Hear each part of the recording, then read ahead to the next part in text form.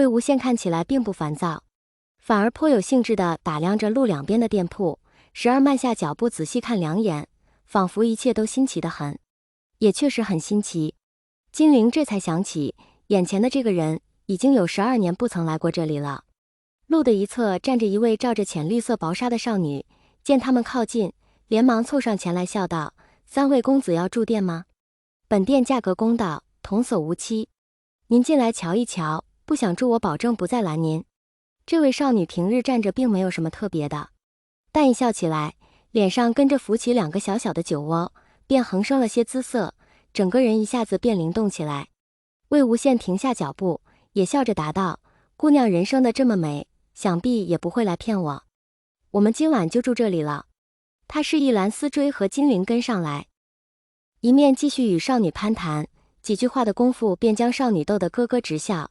金陵看在眼里，忍不住切了一声。蓝思追摇摇头，又是一阵怀念。虽说并没有什么省钱的必要，三人仍然只要了一间房。在大殿里吃过晚饭后，还是那位少女领着他们上了楼。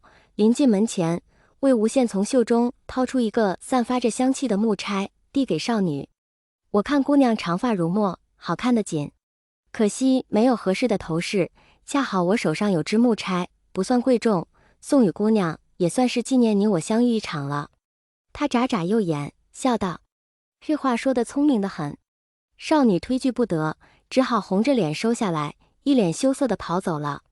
魏无羡看着他的背影，又笑了2声，才神气十足地走进门。“怎么样？”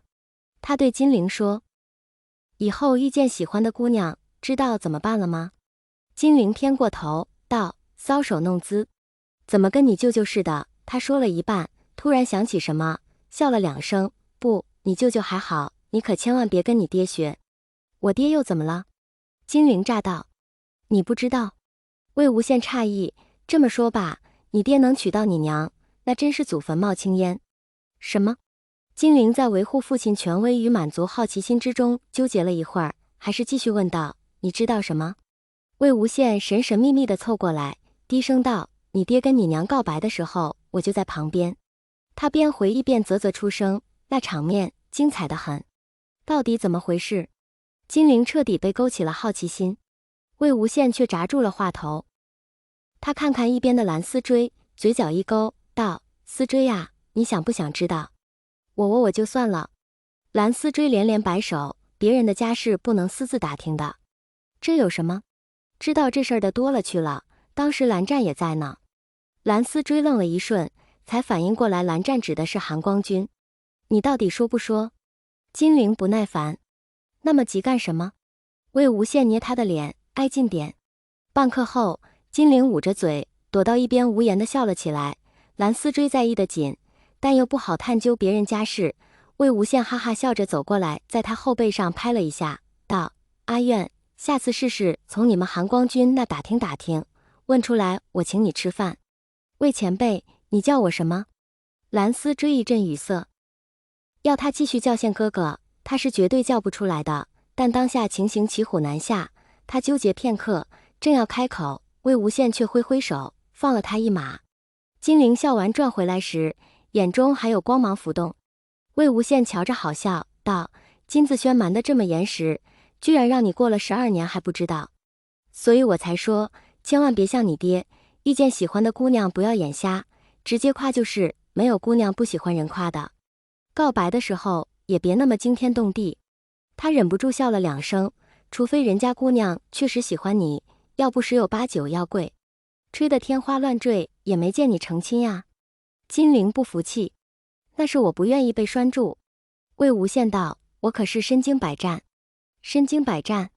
金陵面上一阵古怪：“难道你就亲过人吗？怎么没亲过？”